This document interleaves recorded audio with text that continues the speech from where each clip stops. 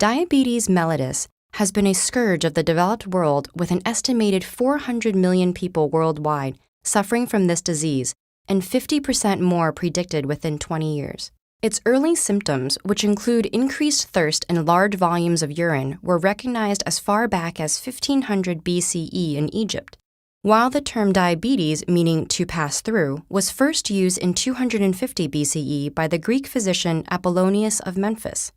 Type 1 and type 2 diabetes, associated respectively with youth and obesity, were identified as separate conditions by Indian physicians somewhere in the 5th century CE.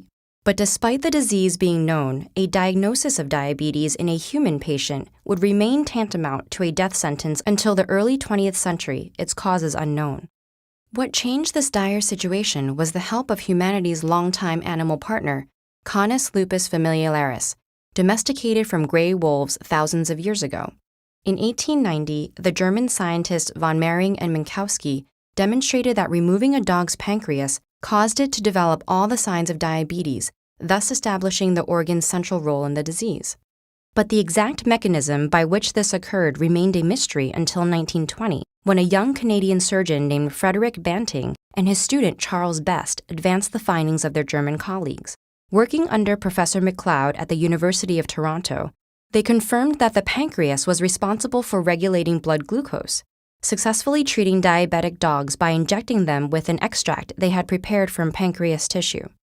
By 1922, the researchers working with biochemist James Collip were able to develop a similar extract from beef pancreas to first treat a 14-year-old diabetic boy, followed by 6 additional patients. The manufacturing process for this extract, now known as insulin, was eventually turned over to a pharmaceutical company that makes different types of injectable insulin to this day.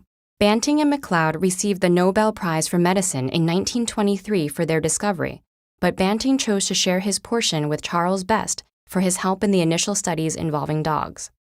But while medical experimentation on animals remains controversial, in this case at least, it was not just a matter of exploiting dogs for human needs.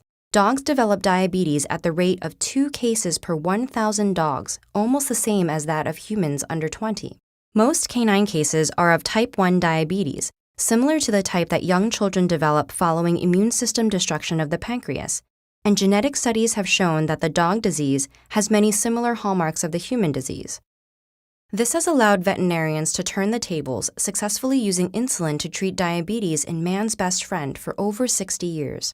Many dog owners commit to managing their dog's diabetes with insulin injected twice daily, regimented feedings, and periodic blood measurements using the same home testing glucose monitors used by human patients.